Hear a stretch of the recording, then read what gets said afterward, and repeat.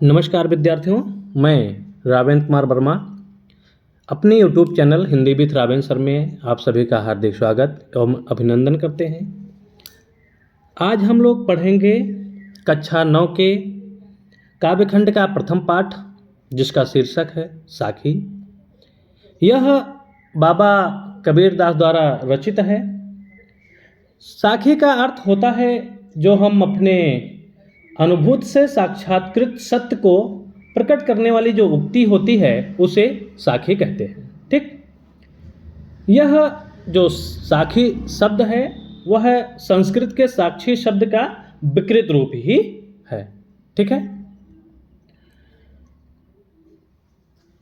और तो चलिए हम लोग पढ़ते हैं इस साखी नामक शीर्षक का पहला दोहा कि सतगुरु हम सूरिझ करी एक कहा प्रसंग, वर्षा बादल प्रेम का भीज गया सब अंग, कबीरा भीज गया सब अंग। इसका हम लोग संदर्भ देख लेते हैं, उसके साथ साथ हम इसका अर्थ को भी देखेंगे। अगर हम संदर्भ लिखेंगे तो ऐसे लिखेंगे कि प्रस्तुत दोहा छंद हमारी पाठ्य पुस्तक हिंदी खंड काव्य के साखी नामक शीर्षक से लिया गया है, जिसके रचयिता बाबा कबीरदास जी हैं। और हम इस लगभग यही शीर्षक सभी दोहों के साथ लागू होगा। अब हम इसके अर्थ की ओर चलते हैं। इसमें कहा गया सतगुरु हम सुरीझ करी, अर्थात मेरे परम आदरणीय गुरु जी हम पर प्रसन्न होकर एक कहा प्रसंग, एक ऐसी बात बताई या फिर एक ऐसा उपदेश दिया जिसके फलस्वरूप वर्षा बादल प्रेम का, जिसके फलस्वरूप प्रेम का जो बादल है उसकी उससे बारिश होने लगी, जिससे हमारा रोम रोम भीग गया। ठीक, एक पूरी लाइन में समझेंगे कि हमारे परम गुरुदेव हम पर प्रसन्न होकर एक ऐसी बात बताई या ऐसा ज्ञान दिया या ऐसा उपदेश दिया जिससे प्रेम की बारिश से हमारा पूरा शरीर एक एक रोम रोम पूरा भीग गया है। ठीक है, अगले दोहे की ओर चलते हैं। राम नाम के पट तरे देवी को कछु नाहि, राम नाम के पट तरे देवी को कछु नाहि, क्या ले गुरु संतोषिए हौस रही मन माहि, कबीरा हौस रही मन माहि। इसके अर्थ को देखेंगे कि राम नाम के पट तरे या देवे को कछु नाही, अर्थात जो मेरे गुरु जी ने मुझे राम की भक्ति के विषय में जो बताया या राम नाम की महिमा के बारे में जो बताया, उसके बदले पटतरे अर्थात उसके बदले मेरे पास गुरुदेव को देने के लिए कुछ भी नहीं है। ठीक है, मतलब राम नाम के पटतरे अर्थात राम नाम की महिमा जो गुरुदेव ने मुझे बताई उसके बदले देवे को कुछ नहीं, मेरे पास उसके बदले में कुछ भी देने के लिए नहीं है।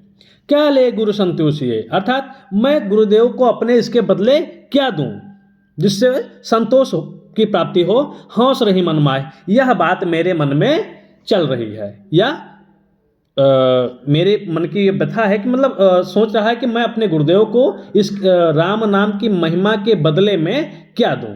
ठीक है, एक लाइन में समझने की आप कोशिश करेंगे कि राम नाम के पटतरे अर्थात राम नाम के बदले में मेरे पास कुछ भी नहीं है अपने गुरुदेव को देने के लिए। मैं अपने गुरुजी को ऐसा क्या दूं जिससे संतोष की प्राप्ति हो, और यह बात मेरे मन में बैठ गई है या घर कर गई है कि मैं अपने गुरुदेव को क्या दूं ऐसी चीज़।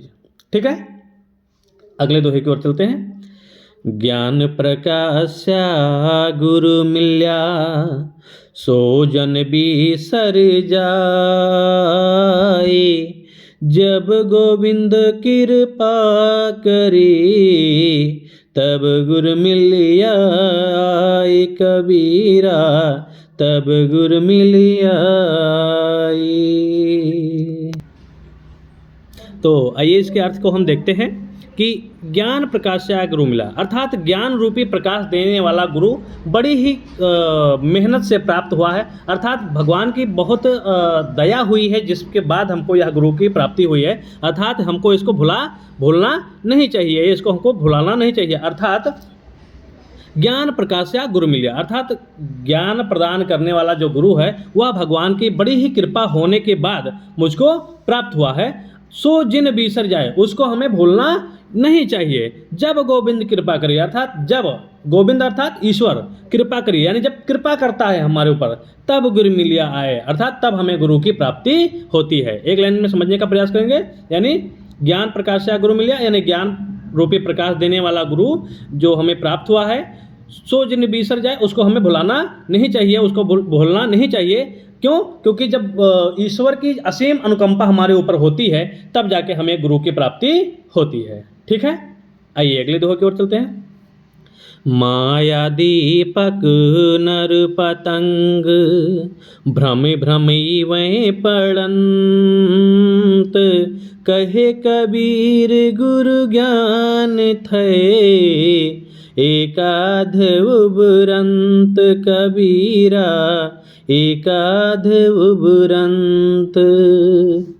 इसके अर्थ को देखेंगे कि इसमें बाबा कबीर ने बताया है कि माया दीपक नर पतंग, यानी जो माया है वह क्या है? दीपक है, यानी जो मोह माया भौतिक सुख संपदा संसाधन ये सब दीपक के समान है, जबकि नर अर्थात जो मनुष्य है वह पतंगे के समान है, अर्थात कीड़े मकोड़े के समान है।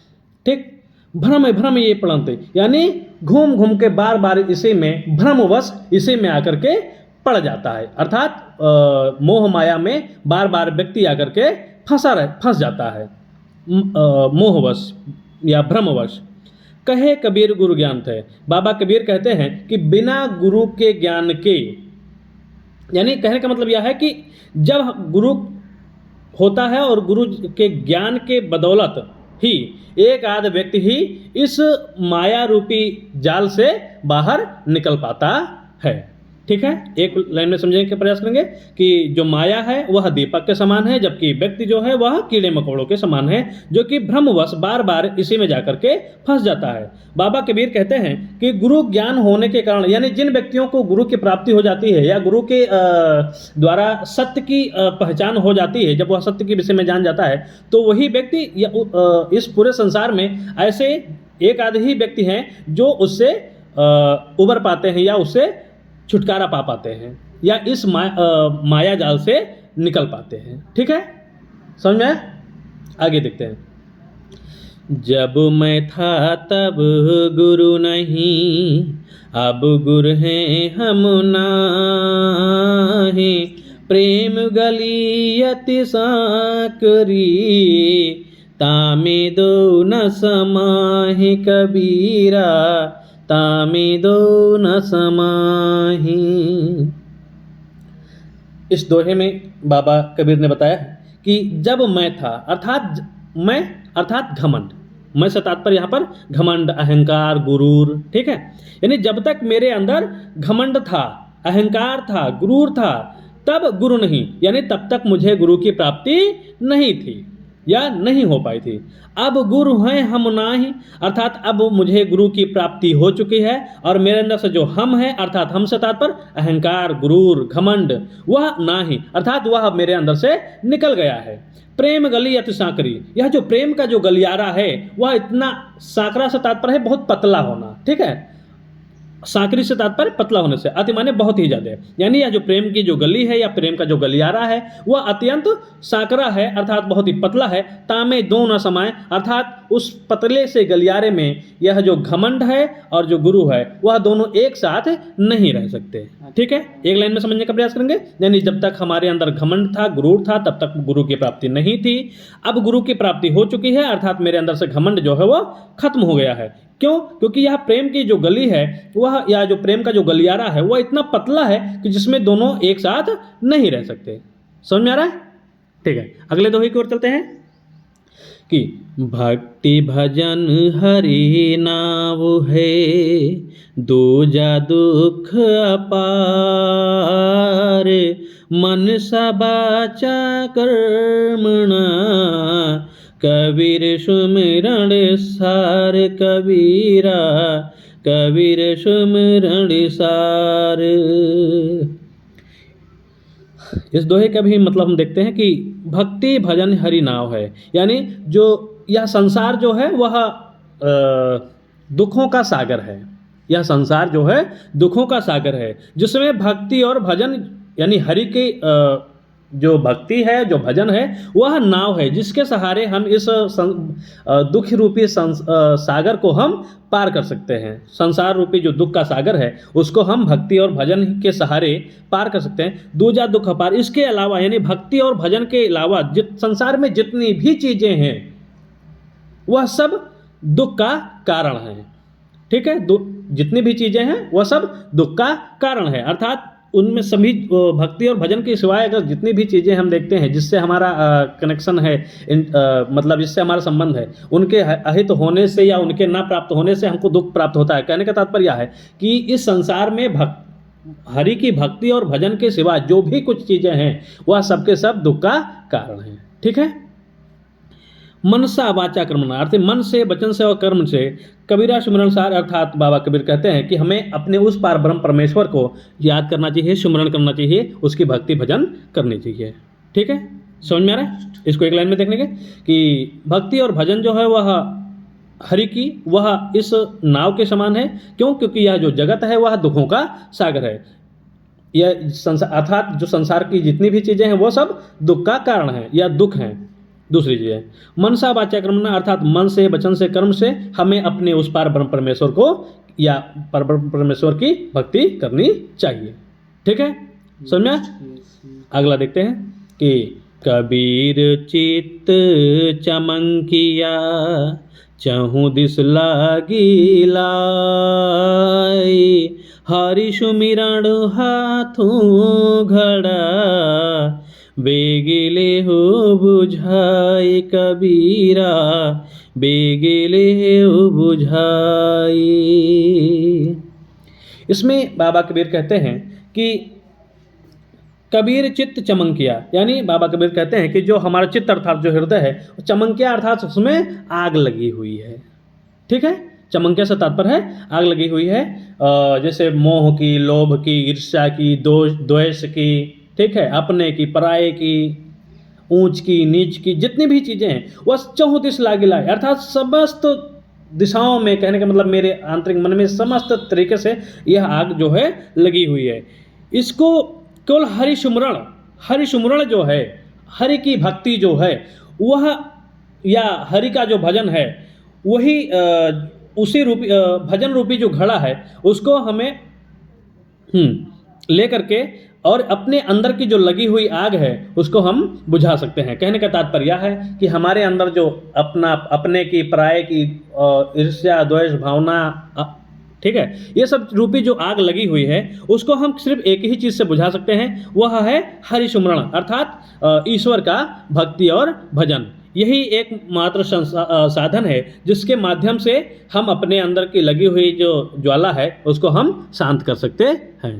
ठीक है, तो हम इस वीडियो में लगभग आपको यही तो पढ़ा रहे हैं। इसके आगे का जो वीडियो है वो हम जल्द ही आप लोगों के बीच में लेके आएंगे और मुझे उम्मीद है कि आप लोगों को लगभग समझ में आया होगा। हाँ, जिन विद्यार्थियों को अगर कोई भी दोहा समझ में नहीं आया है वह कमेंट करके ज़रूर बताएं। मैं पूरी कोशिश करूँगा कि मैं उनको वह दोहा पूरी तरीके से समझा सकूँ। ठीक है, नमस्कार, धन्यवाद।